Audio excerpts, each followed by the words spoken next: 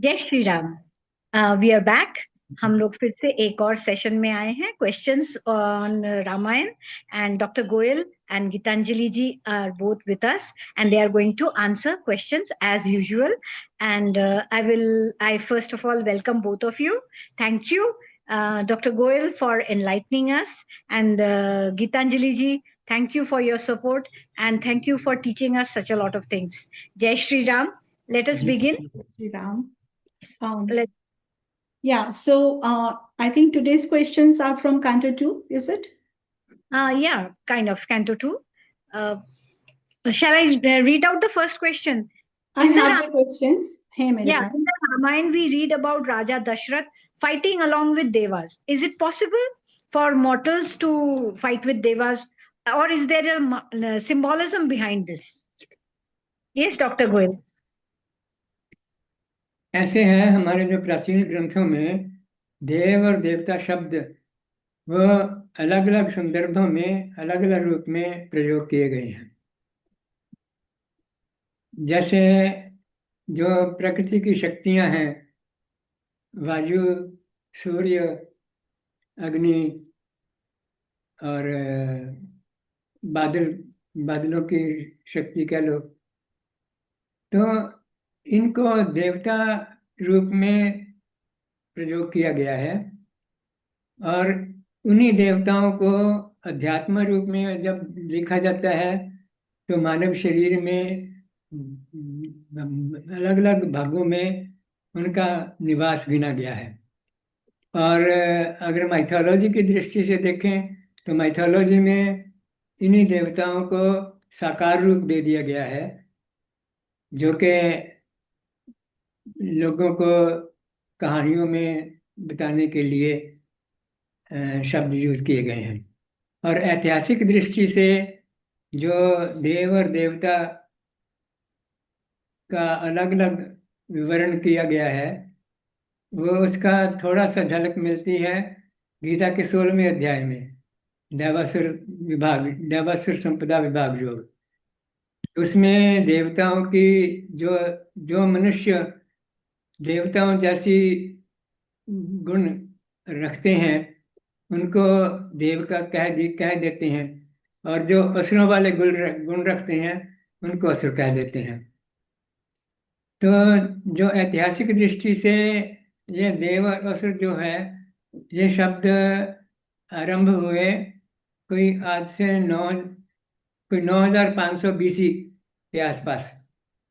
Okay. लगभग 9600 BC में एक बहुत बड़े महान राजा हुए, दक्ष प्रजापति था, जिनका नाम उनके उनमें सर्वगुण संपन्न जो कैरेक्टरिस्टिक्स होती हैं, गुण होते हैं, वो थे। वैज्ञानिक भी थे वो, समाज सुधारक भी थे, और प्रजा का हित करने में भी बहुत तेज थे। और उन्होंने 2 संस्थाएं ऐसी स्थापित की थी जिनमें सुपर वेपन्स डेवलप होते थे। और बहुत सी संस्थाएं जो थी मानव कल्याण के लिए, पशु पक्षियों के कल्याण के लिए और वनस्पतियों के कल्याण के लिए स्थापित की, और एजुकेशनल इंस्टीट्यूशंस भी स्थापित की। और उन्होंने वो पहले एस्ट्रोनॉमर थे जिन्होंने हमारी आकाशगंगा के तारों को 27 नक्षत्रों में विभक्त किया, और उन 27 नक्षत्रों के अलग अलग नाम जो सारे फेमिनिन रखे, स्त्रीलिंग। तो उनके पुत्र कोई नहीं था और 6 पुत्रियां थी जिनको मानव पुत्रियां कह सकते हैं। तो लोग पर ग्रंथों में ऐसे मिलता है कि उसकी 60 पुत्रियां थी। 60 पुत्रियों में 27 तो जो नक्षत्र उन्होंने जिनका नामकरण किया उनको 27 पुत्रियां गिना गया दक्ष की। इसी तरह जो संस्थाएं उन्होंने स्थापित की थी उन सब के नाम भी स्त्रीलिंग रखे थे, तो उन सब संस्थाओं के को भी उनकी पुत्रियां गिना गया। और इस तरह से टोटल उनकी 60 पुत्रियां थी।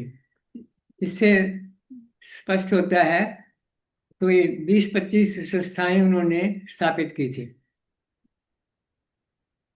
तो जो मानव पुत्रियां थी 6, दिति, अदिति, धनु और वसु और सुरभि और वनिता। तो ये 6 पुत्रियां थी, उनकी जो संतानें थी, दिति के वंशज जो थे दैत्य कहलाए, और धनु के वंशज दानव कहलाए, अदिति के वंशज आदित्य कहलाए, और इसके वसु के पुत्र वसु कहलाए, और सुरभि के पुत्र प्रबल रुद्र कहलाए, और इसी तरह से वनिता के पुत्र मेरे को वैनतेय। वैनतेय, तो वनिता, हाँ वैनतेय भी कह सकते हैं क्योंकि वनिता के पुत्र थे। तो कुछ समय पश्चात इनमें आपस में संघर्ष हो गया। दिति और धनु के पुत्र एक साइड हो गए, और अदिति, सुरभि और वसु, इनके पुत्र दूसरी साइड हो गए। तो उनमें इतना घोर संग्राम हुआ कि उसको बाद में ग्रंथों में देवासुर संग्राम कहा गया है। और उस संग्राम में स्टार वार्स भी हुई, तारका में युद्ध जिसको संज्ञा दी गई है, स्पेस वार जिनको आप आजकल कहते हैं। तो उसमें Okay. बहुत से सुपर वेपन्स यूज हुए दोनों साइड से। बाप रे। कि जो संस्थाएं स्थापित की थी दक्ष जी ने, वो तो उनमें से जो वेपन्स थे दोनों उनको भी मिलते थे, असुरों को भी मिलते थे, देवताओं को भी मिलते थे, तो दोनों उनको यूज करते थे। तो इससे बहुत घोर संग्राम हुआ। ये संग्राम 32 वर्ष तक चलता रहा, और उसमें खून की नदियां बह गई। तो वह संग्राम जो था, 32 साल पश्चात देवता विजयी हो गए और असुर परास्त हो गए। परंतु जो उनकी सत्ता थी वो पूरी तरह से समाप्त नहीं हुई। जो असुर रूपी राजा थे, आसुरी वृत्ति वाले, उनको सदियों तक, या ये कह लो हजारों वर्षों तक ऐसे राजा भी चलते रहे। और दूसरी तरफ जो दैवी गुणों वाले राजा थे, उनको कहा गया कि ये देवताओं की तरफ से, देवताओं की ओर से युद्ध कर रहे हैं। उन्हीं में दशरथ भी एक राजा थे जो देवताओं की ओर से लड़े थे। तो वो देवता जो है, जो हम जो प्रकृति के देवता हैं, प्रकृति की शक्तियां हैं, वो उन देवताओं से अलग रूप में है। वो तो जो दैवी गुणों वाले राजा थे, उनका साथ देके असुरों के साथ दशरथ लड़े थे। तो इसमें जो कंफ्यूजन है वो नहीं होना चाहिए। ये ऐतिहासिक परिप्रेक्ष्य अलग है और माइथोलॉजिकल परिप्रेक्ष्य अलग है। माइथोलॉजी में तो हम वास्तविकता से थोड़ा दूर चले जाते हैं, उनमें कहानियां अधिक आ जाती हैं। लोगों का इंटरेस्ट क्रिएट करने के लिए कह लो, या लोगों को एक अलग तरह से कुछ बातें समझाने के लिए। वो माइथोलॉजी पार्ट और हिस्ट्री पार्ट को हमें अलग अलग करना पड़ेगा। इस परिप्रेक्ष्य में जो राजा दशरथ थे वो देवताओं की ओर से लड़े थे। Okay, so got it, understood. Gitanjali, next question जो है ना, कि क्या कोई शहर सच में था जो जिसका नाम अमरावती था, जो देवताओं का शहर हम लोग पढ़ते हैं, कि वो डिफरेंट है, समथिंग डिफरेंट?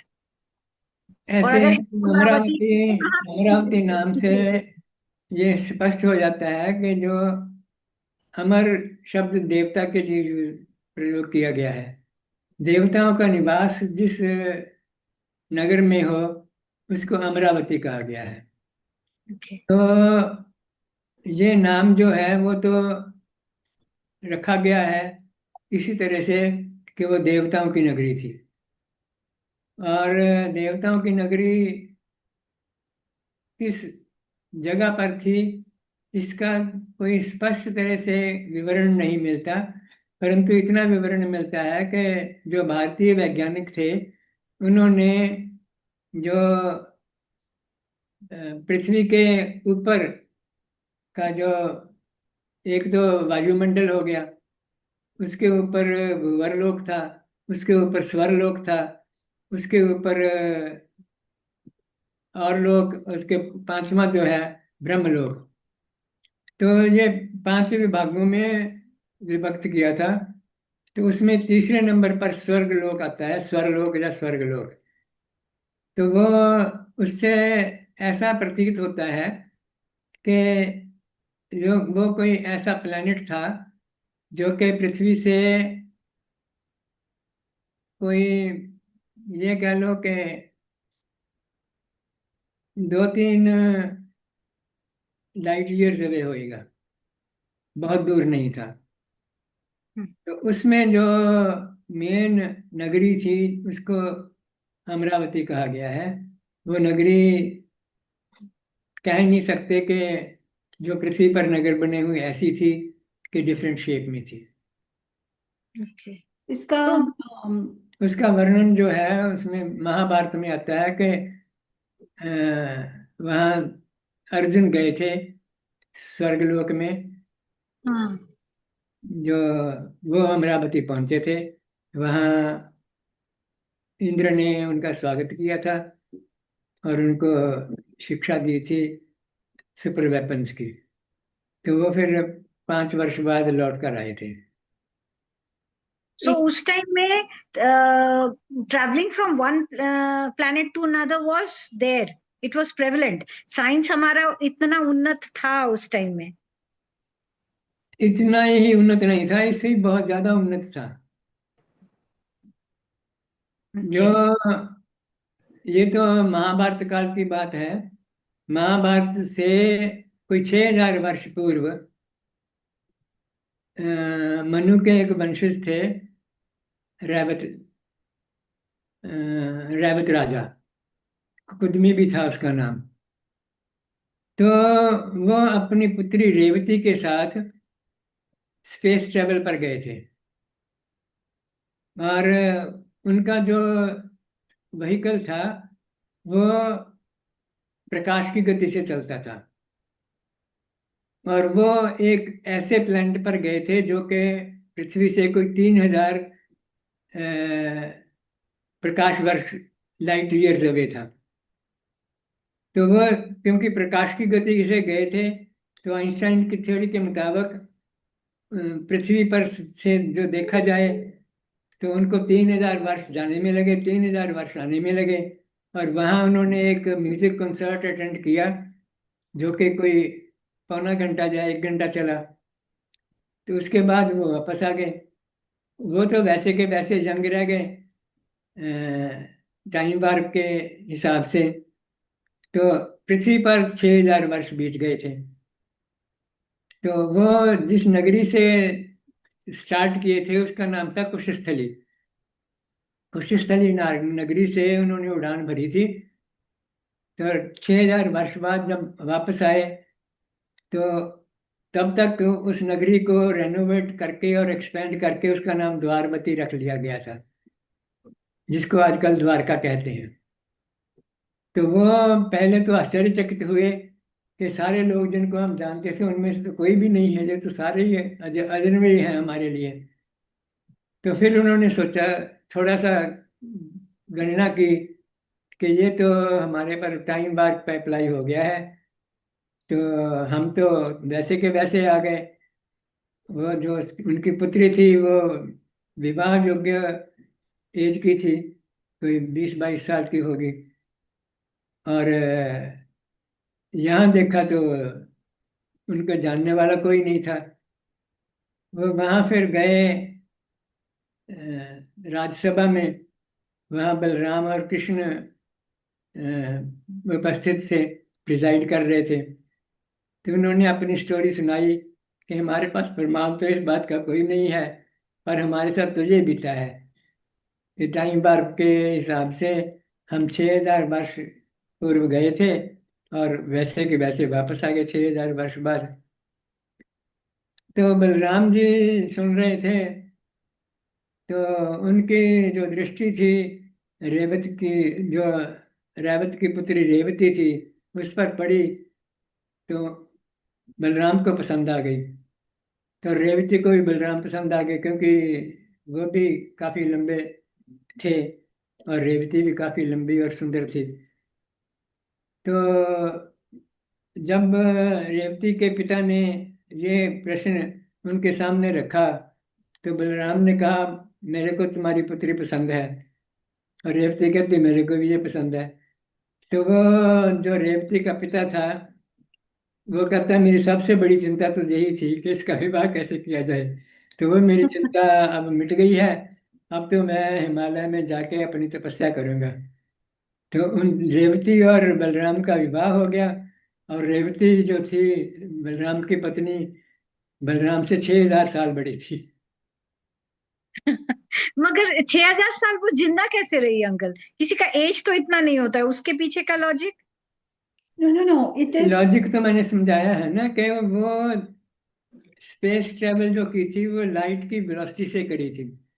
तो आइंस्टाइन की थ्योरी के मुताबिक जो भी वस्तु लाइट की वेलोसिटी से ट्रेवल करती है, वो यहाँ से तो हम पृथ्वी से देखें तो उसको 3,000 साल लग गए, परंतु उसको जो ट्रेवल कर रहा है उसकी दृष्टि से जीरो टाइम निकला। ओके, गॉट उसका इट। एक फार्मूला भी दिया हुआ है आइंस्टाइन अंडरस्टूड। ने। तो उसको जीरो टाइम बीता, तो जीरो टाइम जाने में बीता, और 1 घंटा वहां रहे, जीरो टाइम आने में बीता। उनकी आयु तो एक एक एक घंटा ही बढ़ी। ओके, और राइट। पृथ्वी पर जो है तब तक 6,000 वर्ष बीत चुके थे। ओके, तो पृथ्वी लोक के मुताबिक तो रेवती जो थी बलराम से 6,000 वर्ष बड़ी थी।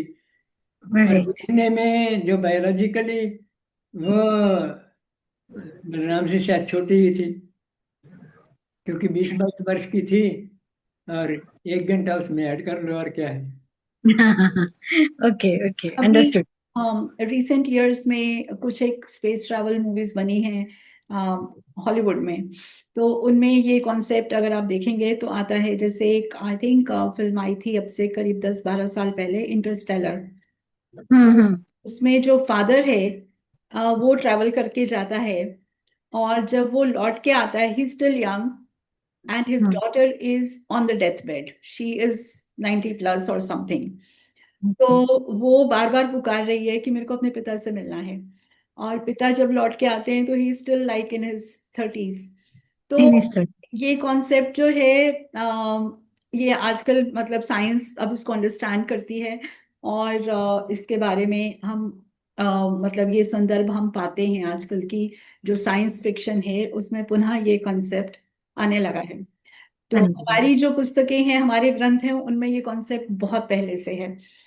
तो उनमें ये कॉन्सेप्ट ही नहीं है, उनमें तो ऐतिहासिक तथ्य है हाँ, ऐतिहासिक तथ्य है, मतलब अभी तो कि अभी जो कुछ सालों बाद या कुछ कुछ दशकों बाद अ, हमारी जो मॉडर्न साइंस है उस संघर्ष उस लेवल पर पहुंचेगी जिस लेवल पर प्राचीन साइंस पहली थी। जी।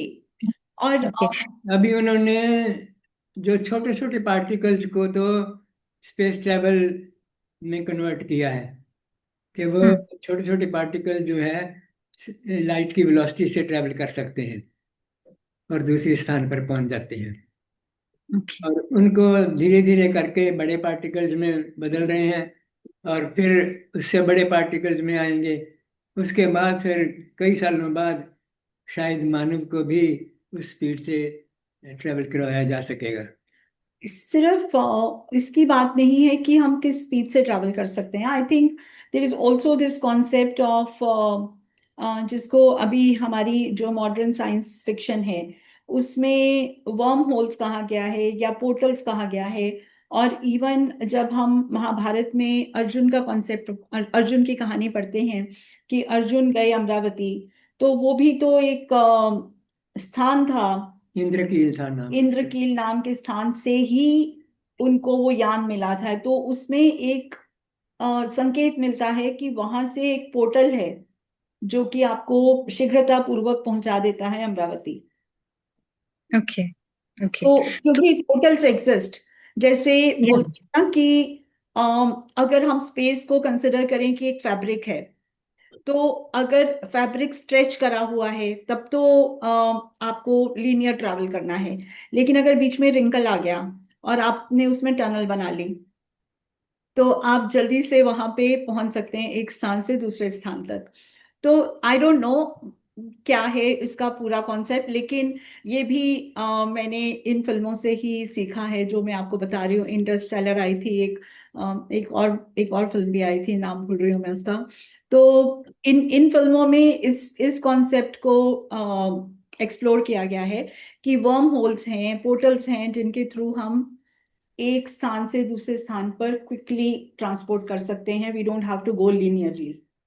आई don't know, I mean Yeah, there are many questions which are there are many unanswered. questions which are unanswered yet in the modern science.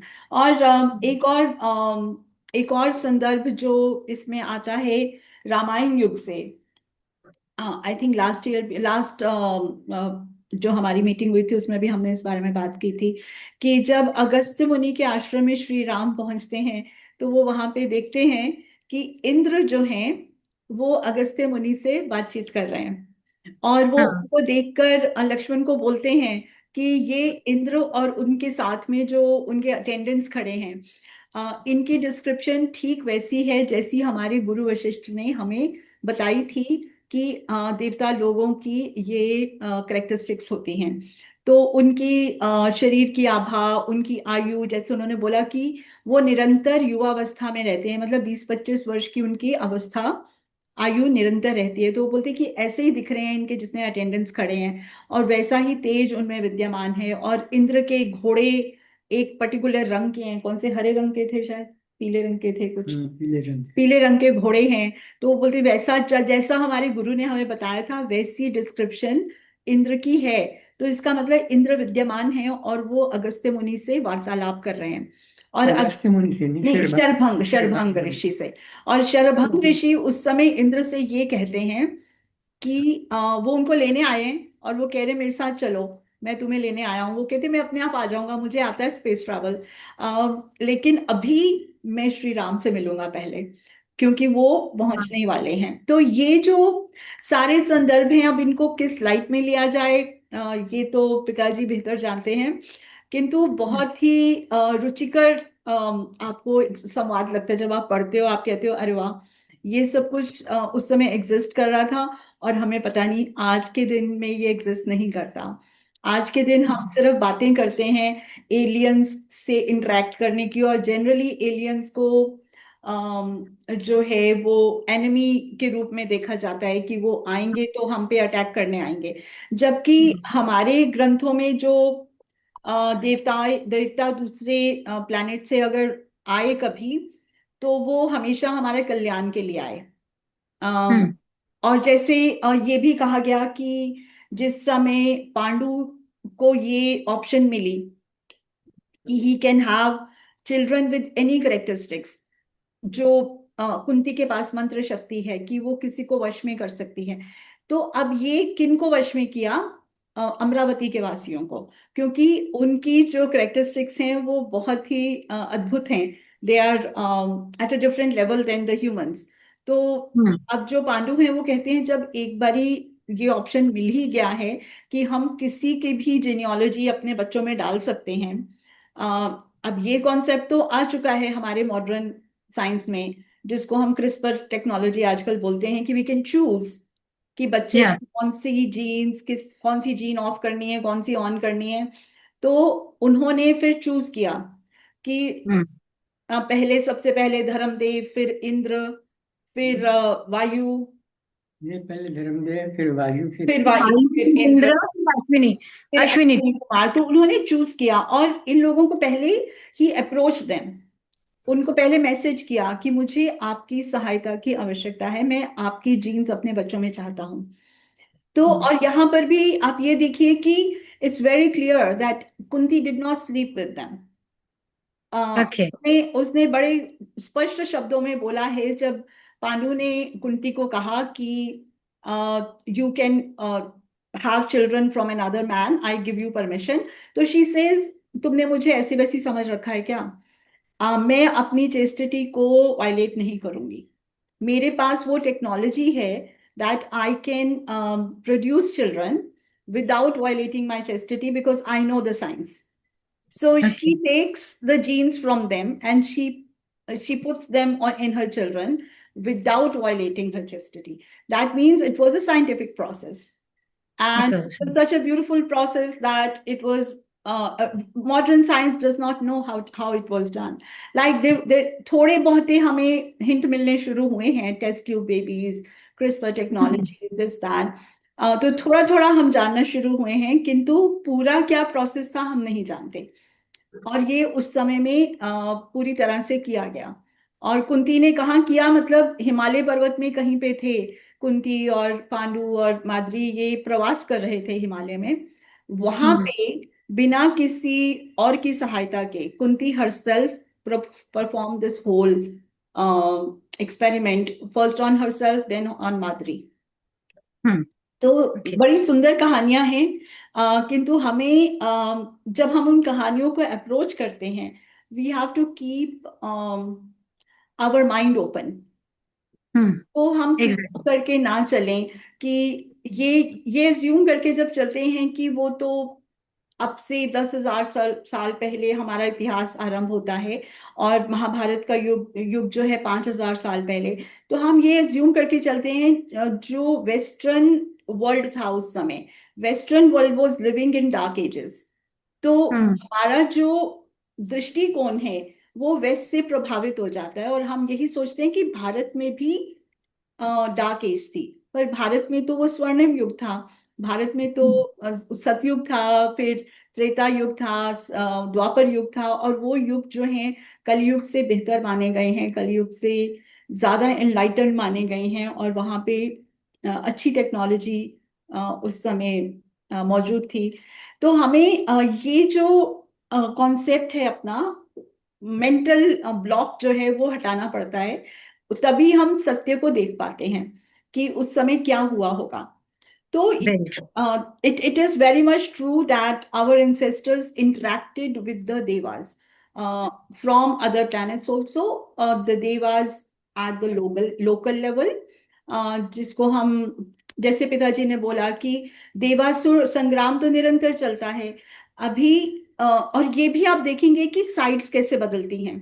अब आजकल की अगर हम जियो पॉलिटिक्स देखें तो उसमें हमें उसके हिंट्स नजर आते हैं कि किस तरह साइड फटाफट बदली जाती है ना। कौन बंदा, कौन सा देश, कौन से लोग कैसे अपनी उसके कारण, अपने स्वार्थ कह लो या अपने लोगों की भलाई के कारण वो साइड चेंज कर लेते हैं। नहीं, जो पहला महायुद्ध हुआ था देवासुर संग्राम 32 वर्ष का, उसमें ये भी रेफरेंस आता है कि 88,000 ब्राह्मण ऐसे थे जिन्होंने असुरों का साथ दिया। नहीं, फिर 88,000 ब्राह्मणों को भी मार दिया। सॉरी, नहीं, जैसे अगर हम महाभारत देखेंगे, महाभारत की लड़ाई भी अगर देखते हैं तो उसमें भी तो दुर्योधन के साथ अच्छे लोगों ने भी साथ दिया था उनका। ये श्री राम के वंशज जो हैं, श्री राम के वंशज दुर्योधन की तरफ से लड़े थे। हाँ, तो मतलब जो पासा है वो पलटता रहता है। इसी तरह से यदि हम राजा बलि की कहानी देखें, जो प्रहलाद के पुत्र थे, पुत्र थे या पौत्र थे? पहले तो हिरण्यकशिपु को देख लो ना। हिरण्यकशिपु दैत्य था और असुर था, तो उसके पुत्र प्रहलाद थे। वह प्रहलाद जन्म से तो दैत्य था, परंतु वैसे देवताओं में आएगा, गुणों से देवता हो गए। और फिर उनके जो पुत्र हैं, जो पौत्र हैं बलि, वो तो मतलब उनको तो यही माना गया कि वो इतने धर्मज्ञ थे कि इंद्र का आसन डोल गया। अब इंद्र का आसन तो तभी डोलता है ना जब कोई बहुत धर्मज्ञ पुरुष उत्पन्न हो जाता है। ये नहीं होता कि शक्ति में धर्म की जो शक्ति है किसी की इतनी बढ़ जाती है तो इंद्र का सिंहासन डोल जाता है। तो बलि का जो राज्य था वो इतना धर्म संपन्न था कि इंद्र का सिंहासन डोल गया। तो तब वामन देव को बुलाया गया कि आप जरा मेरी सहायता करिए, किंतु थी वहां पर भी कमजोरी थी। बलि में अभिमान था, तो अभिमान जो है वो उसका खंडन किसने किया? वामन वाह। भगवान ने किया। तो ये सब जो कहानियां हैं मतलब हमारे को सिखाने के लिए आती हैं कि देवता और असुर सिर्फ नाम है। एक एक ही पुरुष अपने जीवन के एक काल में देव हो सकता है और एक काल में वो असुर हो सकता है, डिपेंडिंग ऑन कि कौन सी करेक्टरिस्टिक्स को वो अपने जीवन में अडॉप्ट करता है। रावण भी तो ब्राह्मण का पुत्र था, और कृष्ण भी ऐसा वैसा नहीं, बहुत बड़े ऋषि थे पुलस्त्य जी। का पुत्र रावण जो असुर हो गया। Excellent. Yes.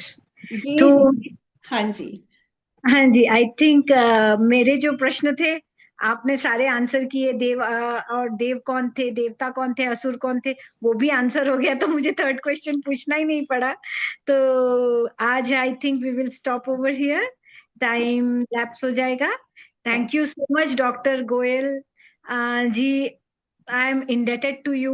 My readers are also talking about this, and they are also enjoying. They are also being enlightened. Gitanjali ji, as always, you are a tower of, what should I say, support for whatever I do. You have been a support. You have been a big support. Thank you a lot, and we will meet again next week. Jai Shri Ram. Thank you Ita ji for having us on this platform and It's my उनका pleasure. कार्य है उसमें support करना तो हम सबका कर्तव्य है। तो आप धर्म का काम कर रही हैं, उसके लिए आपका बहुत सारा धन्यवाद। जय श्री राम। जय श्री राम।